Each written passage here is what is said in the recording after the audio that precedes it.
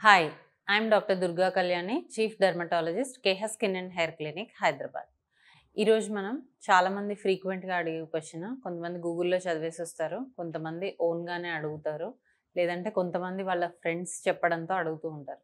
అదేంటి అంటే హెయిర్ ట్రాన్స్ప్లాంటేషన్తో పాటు పిఆర్పి కూడా చేసుకోవాలా, మాకు పిఆర్పితో పాటు ప్యాకేజ్ ఇస్తారా అని అడుగుతూ ఉంటారు. సో అసలు హెయిర్ ట్రాన్స్ప్లాంటేషన్ చేసిన తర్వాత పిఆర్పి అవసరమా, దీని గురించి మనం తెలుసుకుందాం. సో హెయిర్ ట్రాన్స్ప్లాంటేషన్ మనం డిఫరెంట్ గ్రేడ్స్ ఆఫ్ ఆండ్రోజెనెటిక్ ఎలపేషియా ఉన్న వాళ్ళకి చేస్తాం. 1 to 7 గ్రేడ్స్ ఆఫ్ ఎలపేషియా ఉంటుంది. దాంట్లో 4th to 7th గ్రేడ్ మనం హెయిర్ ట్రాన్స్ప్లాంటేషన్ చేస్తాం. కొంతమందిలో ఏంటి అంటే ఓన్లీ ఫ్రాంటల్ హెయిర్ లైన్ అనేది రిసీడ్ అవుతుంది అండ్ సైడ్స్కి హెయిర్ అనేది పోతుంది. ఇక్కడ హెయిర్ ఉంటుంది బట్ థిక్నెస్ అనేది చాలా తక్కువగా ఉంటుంది, అంటే హెయిర్ థిన్నింగ్ ఉంటుంది. సో అప్పుడు మనం ఏం చేస్తామంటే ఎక్కడైతే కంప్లీట్గా బాల్డ్ అయిందో అక్కడ హెయిర్ ట్రాన్స్ప్లాంటేషన్ చేస్తాం. రిమైనింగ్ ఏరియాస్లో ఉన్న థిన్నింగ్ కవర్ చేయడానికి, లేదంటే రిమైనింగ్ ఏరియాస్లో ఉన్న హెయిర్ ఫాల్ కంట్రోల్ చేయడానికి మనం పిఆర్పి సజెస్ట్ చేయడం జరుగుతుంది. అలా కాకుండా ఓన్లీ సైడ్స్కి హెయిర్ పోయింది, కొంచెం హెయిర్ లైన్ రిసీడ్ అయింది, మిగతా హెయిర్ అంతా చాలా బాగుంది, అలాంటప్పుడు హెయిర్ ట్రాన్స్ప్లాంటేషన్ తర్వాత పిఆర్పి అవసరం లేదు.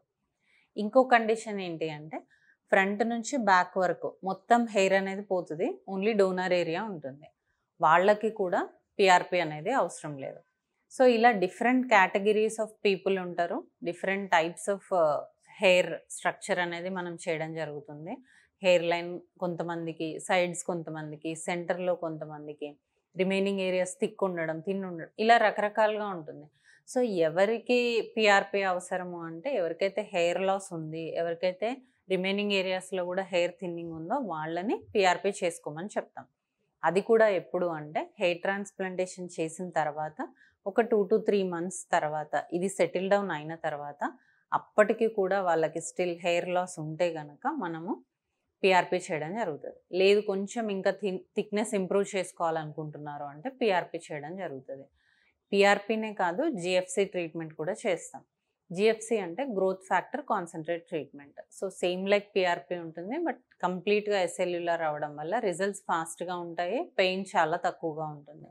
సో హెయిర్ ట్రాన్స్ప్లాంటేషన్ తర్వాత పిఆర్పి ఖచ్చితంగా చేసుకోవాలా అంటే లేదు, కొంతమందిలో అవసరం ఉంటుంది, వాళ్ళు మాత్రమే చేసుకోవాలి.